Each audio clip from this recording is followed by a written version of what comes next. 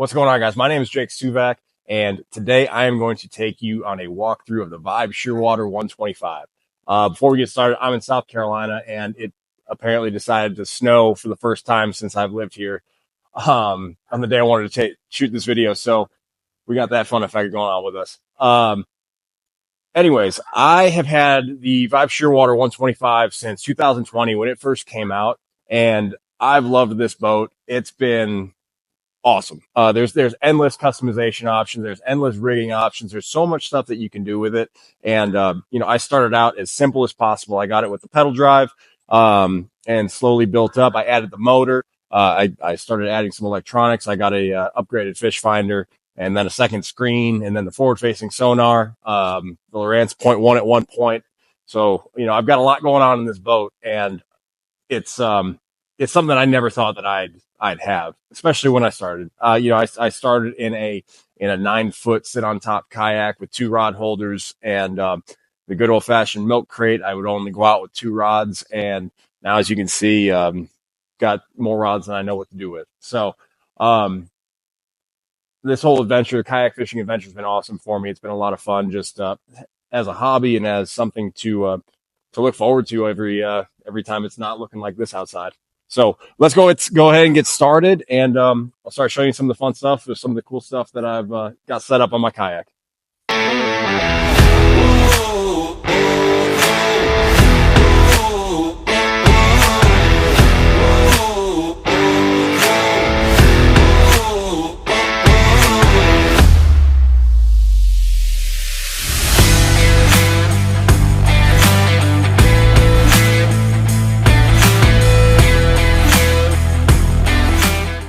So I figured I'd start up at the bow. We'll work our way back through the boat.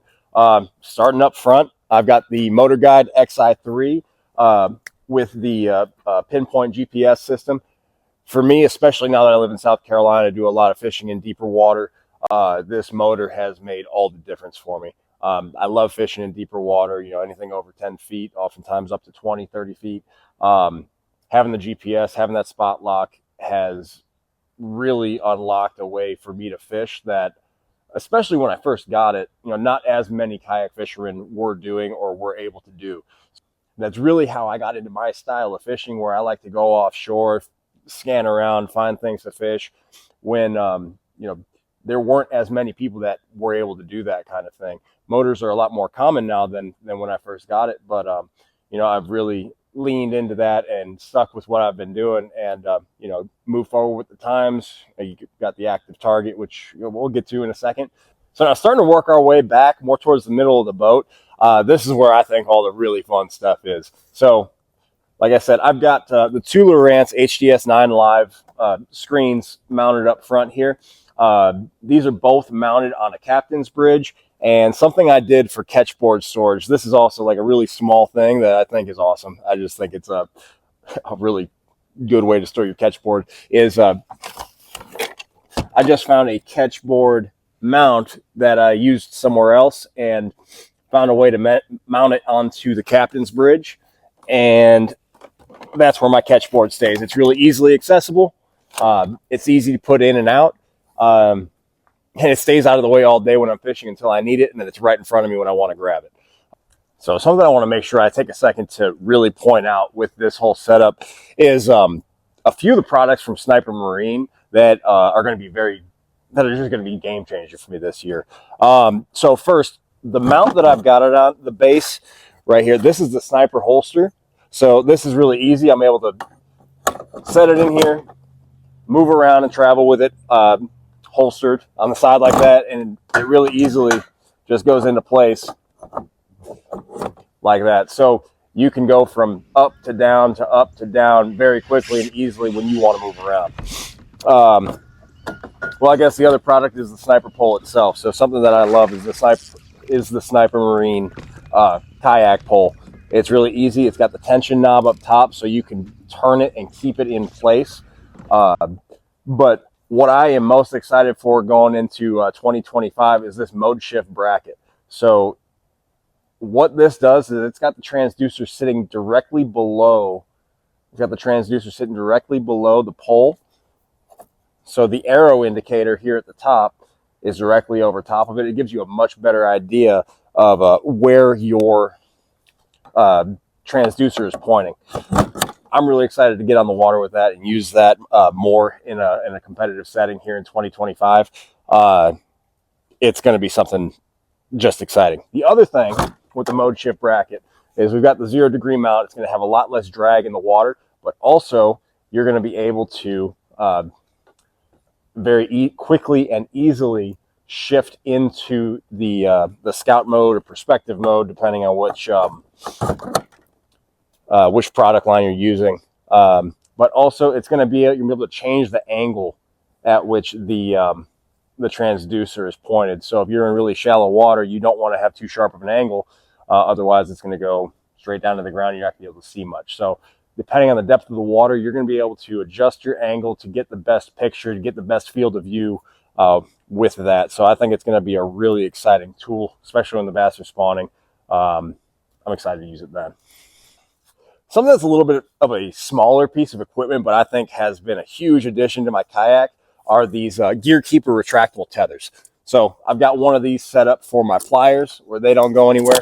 I've got another one set right here. So the back of my phone case has a little clip that attaches right here. So when I'm taking pictures of my fish, it's a really light line, so it doesn't pull back too hard. You can pull up, drop your phone. It's not going to go anywhere if you do accidentally drop it.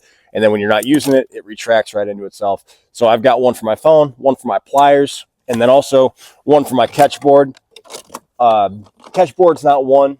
Well, you can lock the line in place also. A ton of room for it to move around.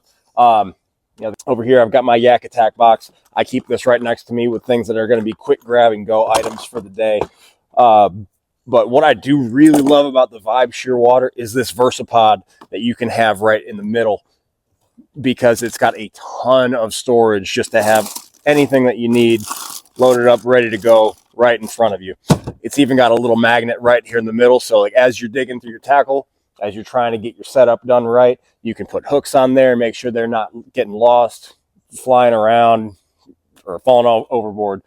When I'm out on the water, I love to keep my net set up right here, because as I'm catching a fish, it's a really easy grab and net spot. So I actually mounted my fish finders like this, so I can keep the handle propped up right in between them. So as I'm bringing that fish to the boat, I can grab it and then reach over and catch the fish.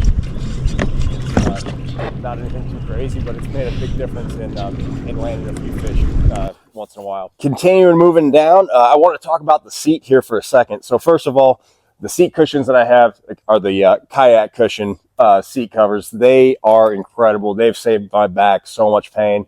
Back in college, I used to get a lot of back pain while I was out fishing. And then as soon as I put a couple of these on my seat, I have spent hours and hours and hours on the water without any issues. And they really do make a huge difference once you add them to your seat. But one other thing from Vibe is the summit perch. So the back of the seat actually has a standing perch on it. So if you are looking for bedding fish, or if you are trying to get a better view, you can fold the seat down and stand on the back of your chair. Requires a lot of balance, but once you get that down, it's really not too bad. Even if you don't want to stand up on it, it's also a little more of an elevated platform where you can sit on it and still get a better view from wherever you are. So continuing to move our way back towards the back of the boat, something that is really cool about this kayak is the side storage for your 3600 boxes. I think just like any other kayak, you do get some water in your boxes. So I've really liked using the Plano Edge boxes. These 3600 boxes fit in here perfect. You can label them on the side. They pop out pretty easy and go right back in. I, for the most part, am going to, when I go out fishing, if I've got a pretty decent idea of what I'm doing, I'm going to keep most of my lures, most of my re-rigging stuff in this box, in my Yak Attack box, or in the VersaPod box up front with me. I've also got a bad habit of leaving something behind when I am 99% sure that I'm not going to need it. And then that 1% of the time that I do need it is whenever I take it out. So I also keep my black pack and one of the Plano Edge plastics boxes back here. So this stores all my plastics that I may need, but really I'm going to keep the ones that I know I'm going to use for the day up in the Versapod. Back here in my black pack, this is the 16-inch by 13-inch box. I have 4 of the 3700 Plano Edge boxes, and then one of the one of their deeper boxes for crankbaits also. So I'll get a closer video of that so you can see that. The black pack box is perfect. It carries everything I need. It carries more than everything I need. And what I like about this, I know Yak Attack makes I think it's called the short stack. I know they make that short stack that you can put on top of the lid. But what I really like about having this this plastics box is it'll sit here, and the black pack does a good job of keeping it in place. It doesn't move around very much. It doesn't bump into the rods throughout the day. But really, I wanted something that I could just pull up to the front and dig through, which is why I like having this plastics box back there. But along with all the storage inside of the black pack, I went ahead and got the rod holders that have the hooks and the bungees on them just for safety. The black pack itself, I can put 8 rod holders on it, and then there are 4 built-in rod holders that I can get another 4 rods in. Usually I'm going to go out with anywhere from 9 to 11 rods. All of my rods are Senko sticks. It's an incredible company. I've been using their rods ever since the company started a few years ago, and it's been awesome to see them grow. And I'll be a customer for life. The Senko sticks are my favorite rods that I've ever used. Highly recommend that you check them out. Lose reels on all of my rods. Again, big fan of Lose. They just make a good reel that is it holds up, and I've just enjoyed using it. I went through a few different reel companies and I couldn't quite find something that I liked, and Lose was one that I landed on where everything just seemed good, well made, and reliable. I really haven't had any issues with them, so I've been happy with those. One thing that I went by is I do have 2 12-volt 100 amp hour batteries. They sit right here in front of the black pack, and they fit perfectly right in this little I guess space. I've got a little space on either side that I like to keep some snacks in for the day or anything like that, but the black pack and the 2 batteries fit perfectly right here in the rear tank well of. I like to keep my paddles right here, one for easy access just in case there's anything that I need to do with it. If I need to make a quick move, just a little shift, occasionally I'll need to do that, maybe push something off or unhook a snag, anything like that. The last thing I've got on my list I need to show off is right back here. I've got the power pole micro anchor mounted right here on the back of the kayak. I can flip it from one side to the other if I ever needed to, or mount a second one if I ever felt the need. This is something I use all the time when I lived in Florida. It was huge for keeping me in place. Now that I live in South Carolina, I'm fishing deeper water a lot more often. I don't use it quite as much, but when I do need it, it is an incredible tool to have. So I've always got that mounted just in case. Again, I'm the kind of person that as soon as I take something off of my kayak, I'm going to need it that day. So I probably take out more than I need to, but yeah, I always have everything that I might need. That saves me once in a while.